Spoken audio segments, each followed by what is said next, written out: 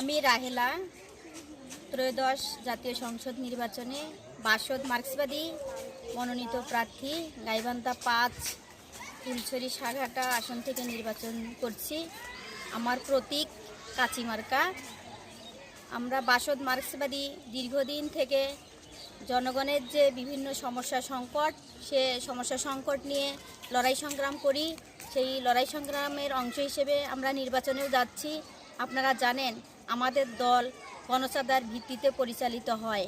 আমরা বিভিন্ন ধরনের যে কর্মসূচিগুলো পালন করি, বিভিন্ন ধরনের সভা সমাবেশ বা বিভিন্ন ধরনের যে প্রোগ্রামগুলো করি, সেগুলো জনগণের আর্থিক সহযোগিতা নিয়েই আমরা করি। আমাদের দল বাসদ মার্ক্সবাদী দীর্ঘদিন থেকে জনজীবনের যে নানা রকমের সমস্যা সংকট, সেসব নিরসনের জন্য আন্দোলন সংগ্রাম গড়ে তোলার চেষ্টা করছি।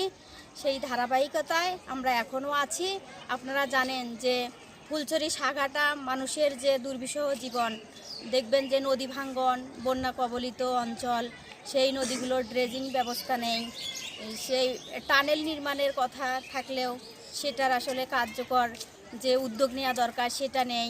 আপনারা দেখবেন যে বালাসী থেকে বাহাদুরাবাদ পর্যন্ত আমাদের যে সেতু নির্মাণ করার কথা, সেটা নিয়ে যে আন্দোলন সংগ্রাম, সেটা আমরা অব্যাহতভাবে রাখছি। আপনারা জানেন যে ফুলছড়ি সাঘাটা এই এলাকার মানুষের জীবনের যে সংকট, সেই সংকটগুলো নিয়ে আমরা বাসদ মার্ক্সবাদী দীর্ঘদিন থেকে লড়াই সংগ্রাম করছি।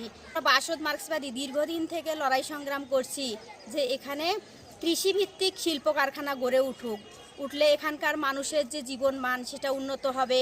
এখানকার যে বেকাররা আছেন তারা সেখানে কর্ম পাবেন। আপনারা জানেন আমাদের দল গণচাঁদার ভিত্তিতে পরিচালিত হয়। এই নির্বাচনেও আমরা জনগণের সহযোগিতা নিয়ে নির্বাচনে অংশগ্রহণ করছি। আপনারা আপনাদের সাধ্যমতো আমাদের দলকে সহযোগিতা করবেন।